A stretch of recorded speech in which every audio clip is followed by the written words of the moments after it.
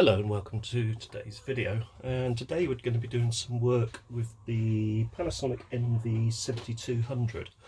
Now, one of the problems I identified was a lack of back tension, and as you can see the brake band has absolutely no felt covering on it. So I went online and I found these self-adhesive felt pads, which I'll be honest, they're normally for furniture. So I honestly don't know if they will work. Obviously I tried the standard things of looking for suitable brake band replacements for the Panasonic, but as it transpires, predictably, I don't seem to be able to find any anywhere. They're probably around somewhere, but all of my usual sources such as eBay and Domberg don't seem to have any available. So I'm going to try and make my own using this felt pad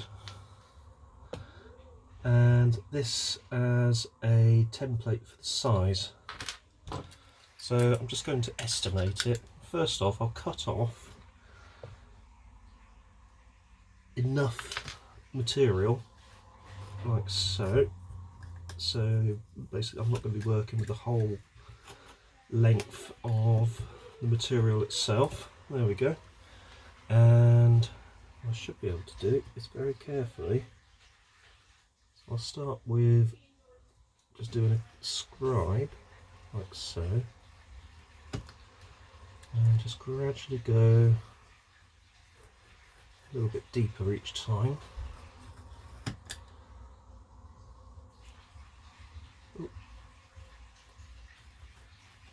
And do the same in the other direction.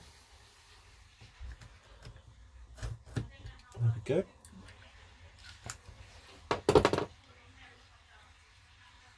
And hopefully that should pull away.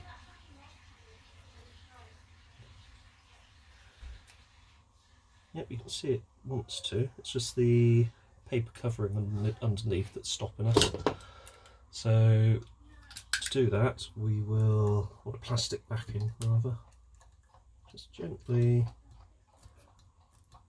scribe like so. That should do it. And there we go. So I can bring this up onto here, just hang that over the edge so that's in place.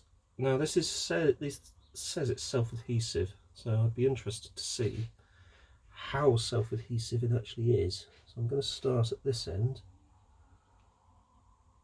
gradually work my way down, applying pressure until I get to the other end. Now in fairness, it's probably a little bit thick. I don't remember them being quite this thick when they were new, but the hope is that because I've got some adjustability on here, I'm hoping I should be able to adjust it enough so that when I put it into the machine, it's not going to be, also it needs to be able to bend as well, so as it's obviously got to go around to take the supply spool, which it will do, so it will be interesting to see if it works. Right, let's pop that to one side. Let's clear away the surface and let's bring the video recorder up onto the workbench. Now I've also bought for said VCR a pinch roller, and here we go. There is the pinch roller replacement.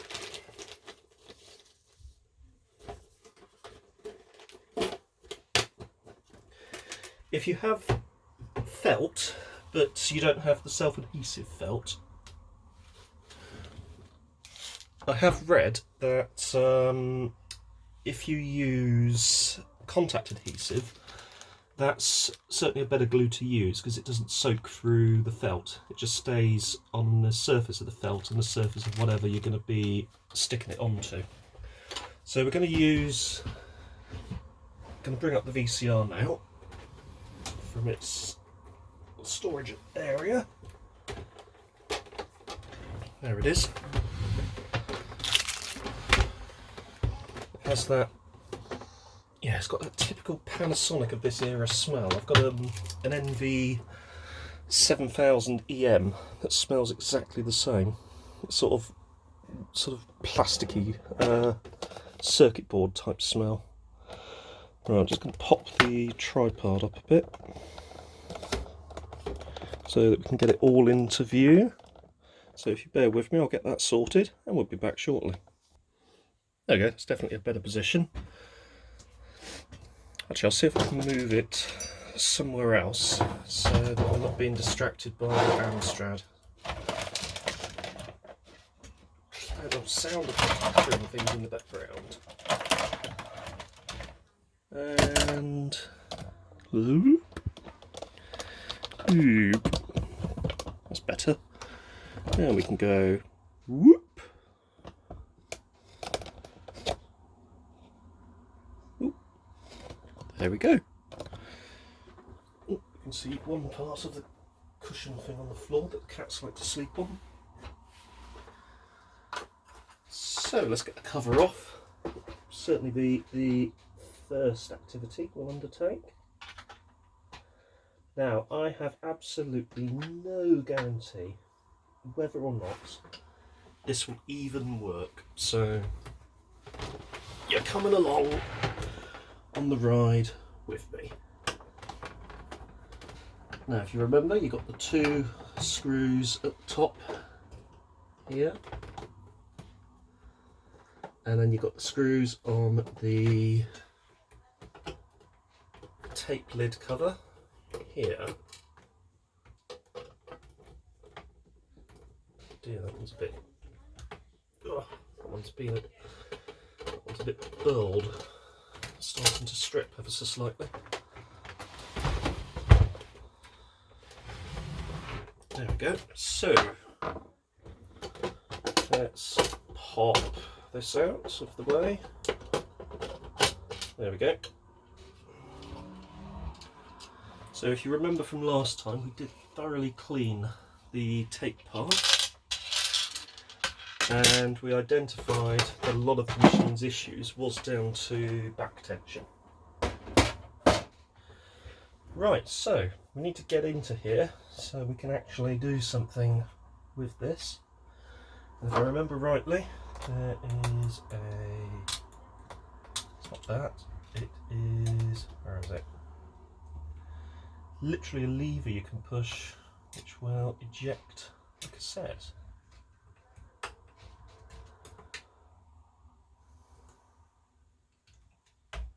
So it's not that, it is what this.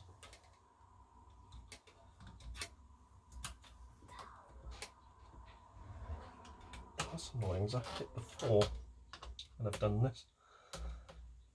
Where is it?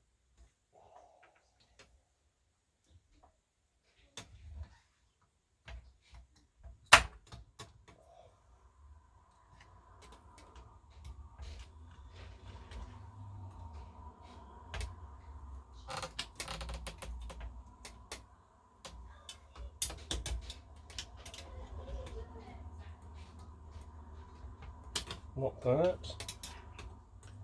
Won't be this, because that takes the brakes off of the supply and take-up spool.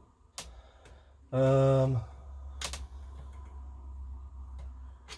usually on this side, and it will probably be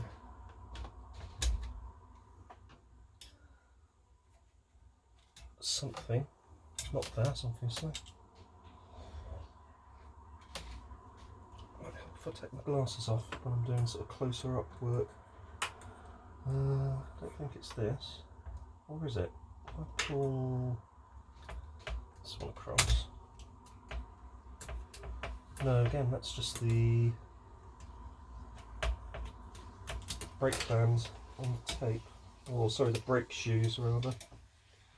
Oh, this is so annoying. I had this before, I'm sure I did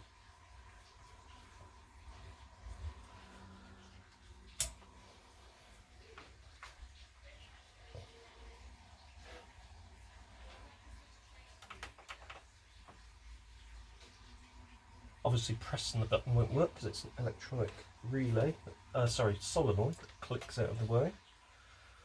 Come on, James, you have done this before.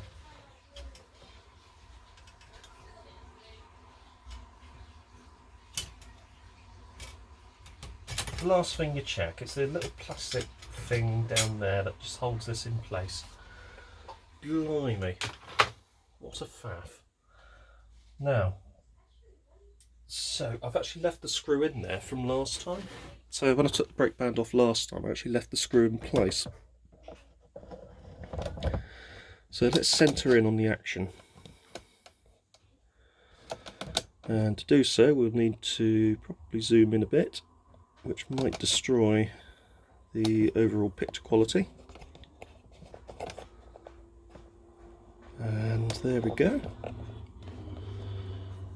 And let's come up to where we're going to be working, which is about around here. There we go. Get the focus in. So you can see the back tension arm here. You can see that little hole there, which we'll be plugging into. And out of sight down here is where the brake band actually latches in, screws onto. So I'm going to start by bringing this in and just pressing it into here.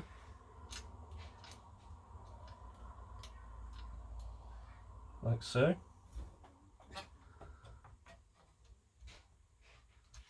So that's in place. It should click into place, so I might have to be wary of that. Now, if I remember from last time, you can go in through the cassette tray like so, and you can very gently bring the screw out of the way. That means we can then pull this around gently.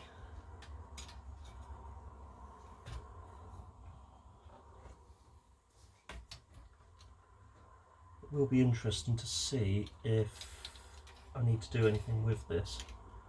That does look okay. It doesn't look like there's anything that's broken off of it. I will be interested to see if it does actually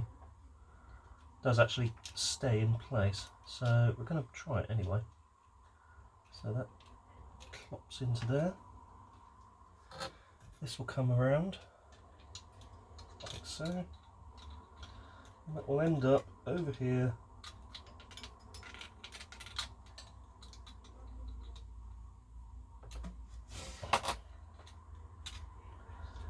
And about there, I think. So I'm actually trying to see if this will come out of the way at all, because it would be easier if this was moved. I don't really want to move it because you'll just upset the what I will do though is actually put this side in first, so we then got it actually screwed down onto something. So let's have a look. There's no latching point on it, it literally just is put it in and hope for the best. So let's do that. I won't screw it down fully, but we will go down and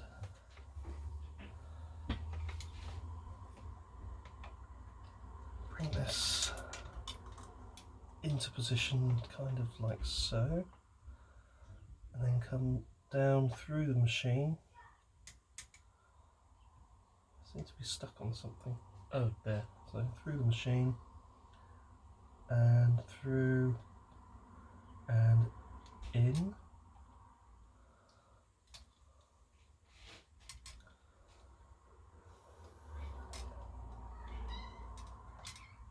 And gently bring down there. There we go. And then bring the brake assembly around the supply spool. Then clip that onto there. So hopefully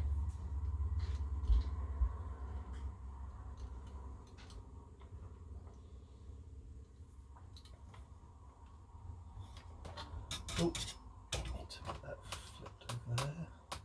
I'll just foul it otherwise.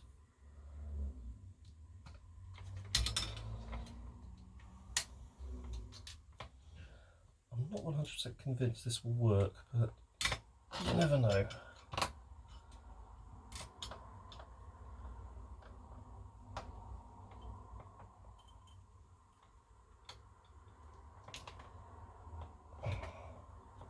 Got to make sure that you've got to make sure this little plastic bit on the end is actually straight. If it's out of position, the brake band will foul on another part of the mechanism, so you just want to be wary of that. And then click that into place, and that's now sat around the take-up spool, supply spool, sorry. Next thing I want to look at is this, which is the pinch roller. So there appears to be some kind of cap on top of it. So if I grab a little flat blade, just bring it round, I'm hoping that this literally just pops off. What might be easier, although I don't really want to start taking this off, because this is going to be spring loaded under here, and when you start taking these things out, especially when they're sort of spring loaded, you start to upset everything. Now you might find it might just actually twist off. It does twist around, which is good. There is a little point here that you can get a flat blade into. I presume allows you to prise it upwards. You don't want to go prising too much, because you're talking about plastic that is getting on for 40 years old, and it's okay once it's in a warmer environment such as the house, but what you tend to find, just raise a huge magnet on there, what you tend to find is that it can shatter if it comes in from the cold and you start trying to repair a machine. So it's always best to start repairing things when they've been sat around for a few hours and they've had time to warm up and acclimatise. In fact, you can actually see this pinch roller is quite squashy, which would suggest to me that it's probably past its best. So let's come in from the front. Let's see if I can pop it out. I might actually, do you know, I might have to go against my initial thought and take the pinch roller completely out of the deck, which I don't want to do, but it might be the easiest way to do it. There's a big circlip that holds it in. I'm going to regret this. Let's just see where it's held in.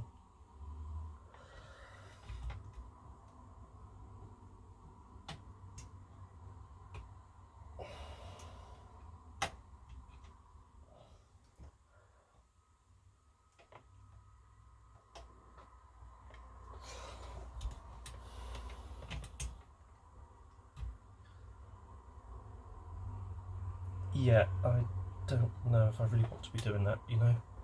However, it might give me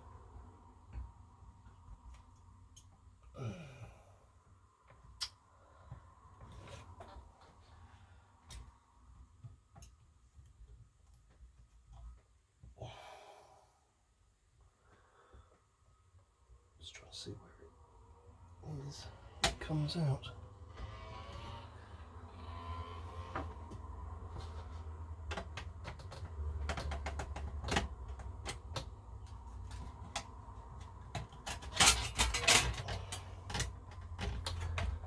That'll make life easier, actually.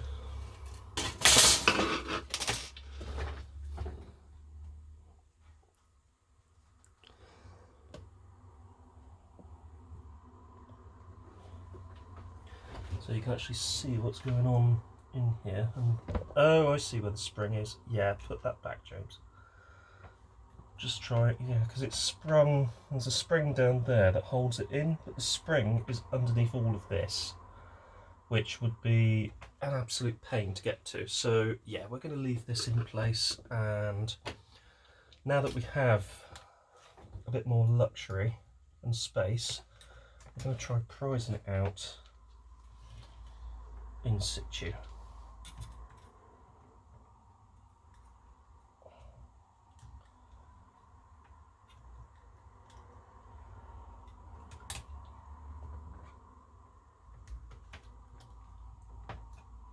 Might help if I put the circlip back on actually.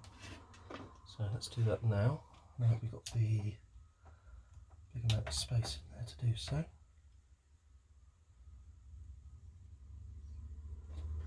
There's the circlip. Let's find a small pair of needle nose pliers.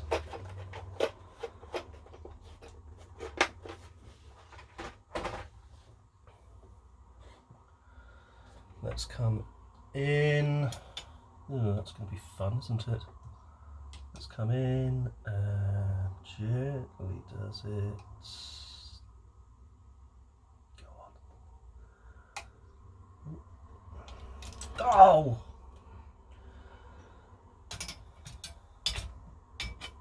Hopefully that didn't shoot off too far into the machine. I can actually see where it's gone. Try that again. So let's come down over, over to give those audio control heads a bit of a clean. I've just touched one of them. Let's try that again. So make sure that's pushed down thoroughly, which it is. Come in to where it is. There you can see the slit on it. There you go. Spin it into a good position there.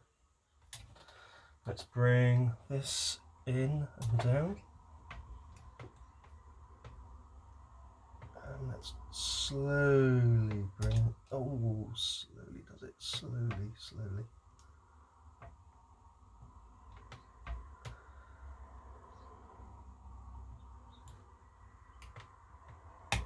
There you go. Oh, is it? Yes, it is. There you go, back in place. I'm going to try a larger flat blade. Not that large. So is that the only? Yeah, that'll have to do in that case.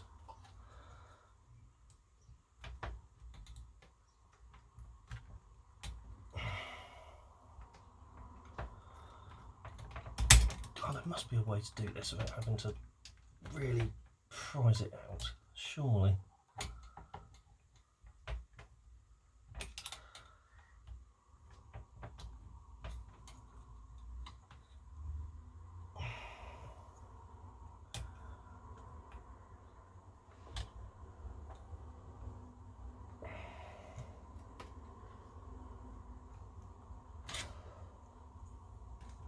Maybe if I come down like so, come in there,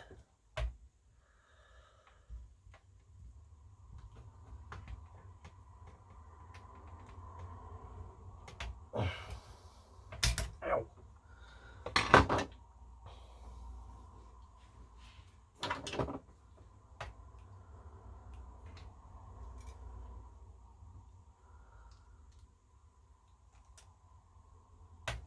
There's nothing, you know, there's nothing on there. It's not like a cap or something on there.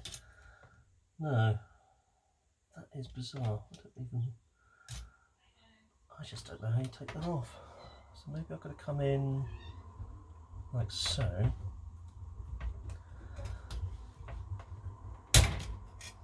Oh, hello. Okay. Well, that did it. And it's not actually a cap for this, it's, oh yes it is, there we are. And there's the pinch roller. And yeah, that does look quite quite shiny and tired.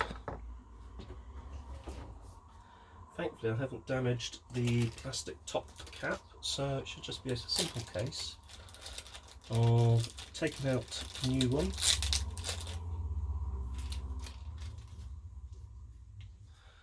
and putting it onto here. There we go. And then we've got our cap, which needs to go on like so.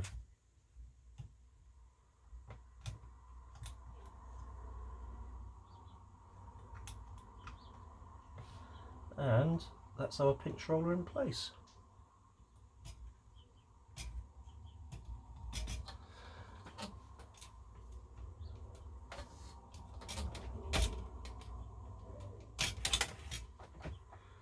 So we've got the brake band on, we've got the pinch roller done. Let's fire it up and see what happens. So to do that, I'm going to have to plug this in.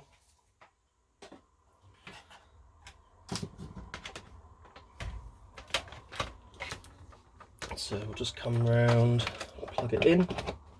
That's plugged in.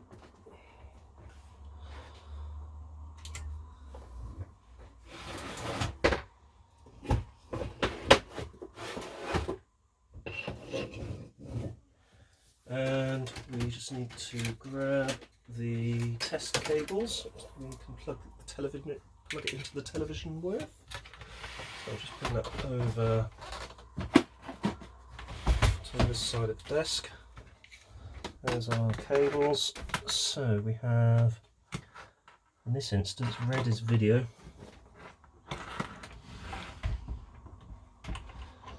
So we have video out, black for audio.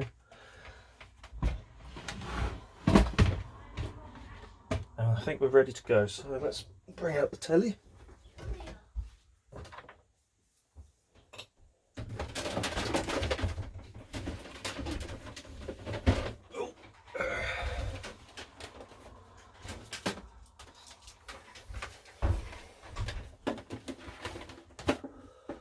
So plug this in whilst it's down here, just makes life easier.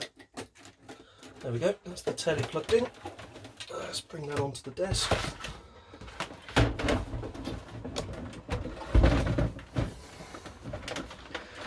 Right, bear with me. So a quick update, I tried playing back on the machine and I actually found that the brake band was actually holding the supply reel too tight. So what I've done is I've taken off some of the material, as you can see, which actually makes it a lot thinner and more sort of what it would have been when it was new. So I'm hoping that that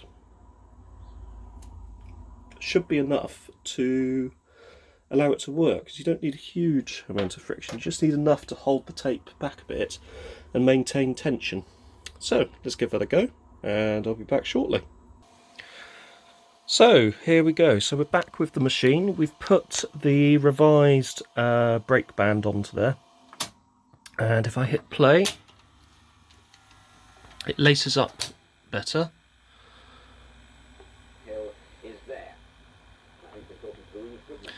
And this is now the situation with the picture. It is very, very dim. I'm actually wondering if this is the tape. So let's try another cassette.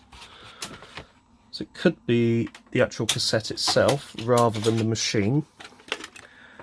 So we'll just pop that down there. I had a pre-recorded somewhere. Let's see where I've put it. I've also got this out as well, just in case we need it. I'll just put that down to one side. Pre-recorded cassette is this one. It is, I think it's about a half-hour cassette. It's an E something. Doesn't actually say. Let's pop it in and see how it fares. So laces up absolutely fine.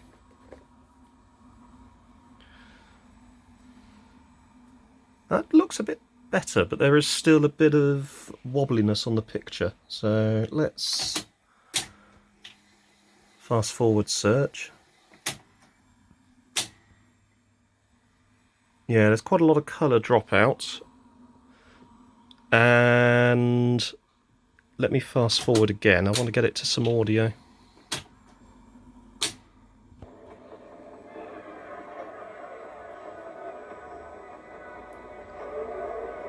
It's almost like a capstan issue. It's slightly warbly. This will probably need a bit of further investigation, to be honest with you. I will see if I do pause, if the colour comes back. No, there's no pause in colour either. If I do still advance, no, there's no colour there at all, so it's missing colour. One thing I could try actually is plugging this in through RF, because it is possible that it is something to do with the output stage, of course. So let me find an RF cable and get it tuned in. So over RF it does give me a signal, but it's in black and white, so I actually wonder if it needs a bit of fine tuning. Let's go back.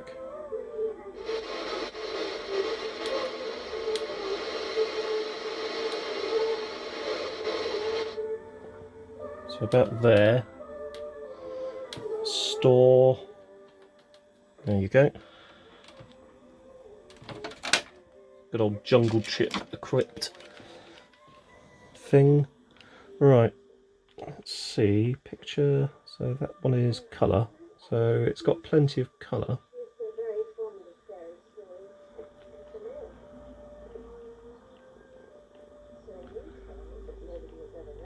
So we'll double check that actually. Yeah, there is, even with the colour all the way up, there is no colour.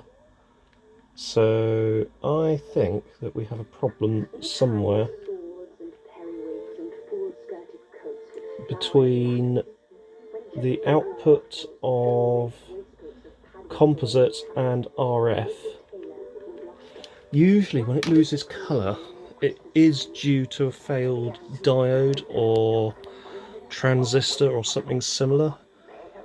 It's also a bit wobbly, so it might need just might need a bit of a tune-up as regards the capstan speed. But it's a lot better than it was. Heck of a lot better. Now I would be interested to try that other cassette that was giving me really bad results. So I'm just going to put the volume down, stop this one and eject. I'll rewind it in a minute.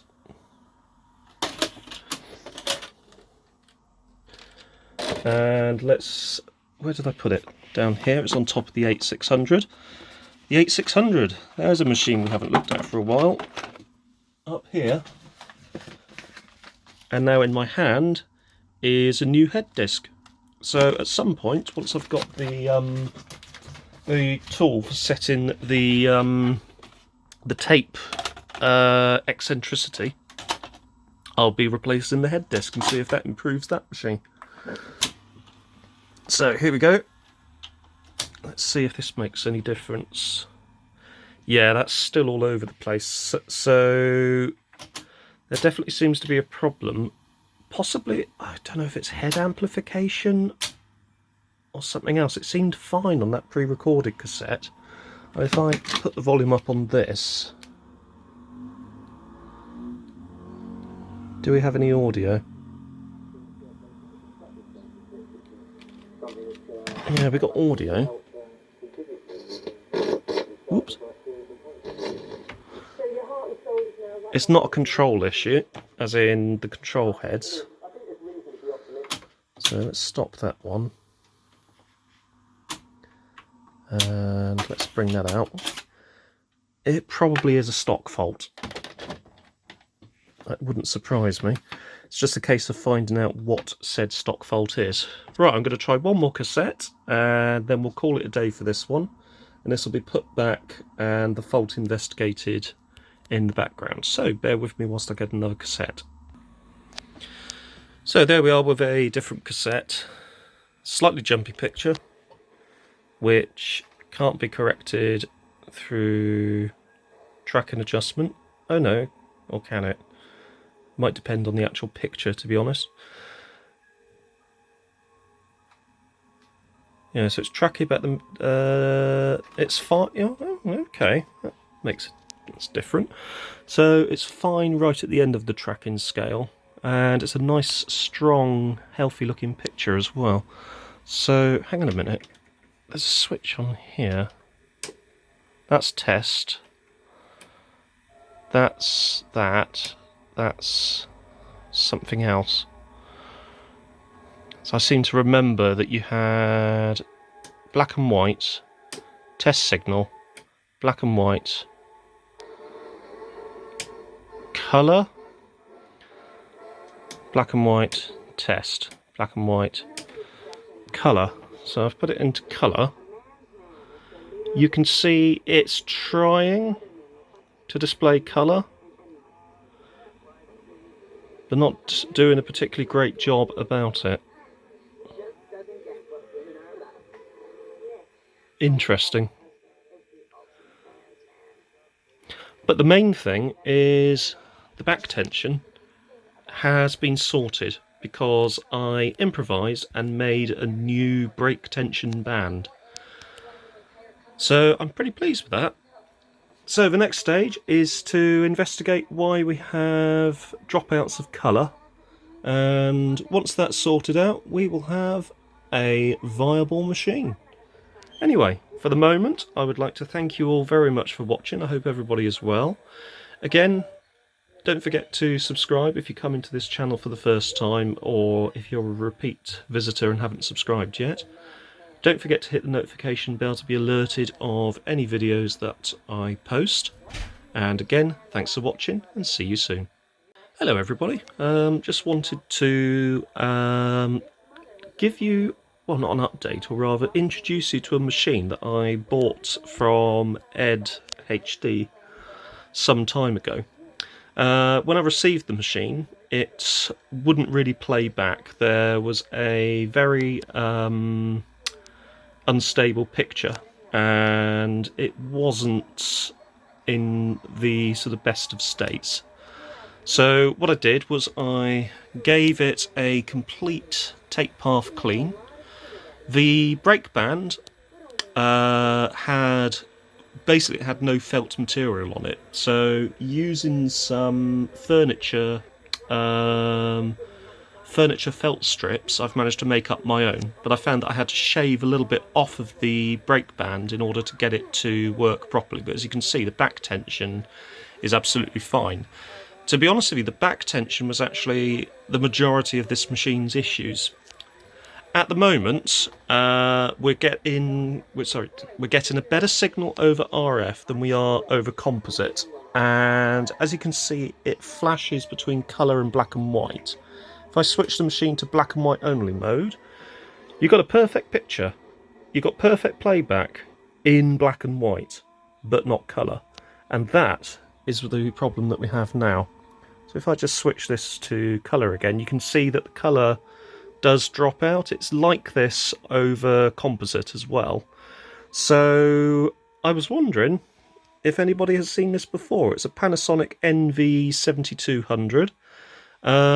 If anyone has seen this before, feel free to let me know. Anyway, hope everybody's well, and thank you for watching.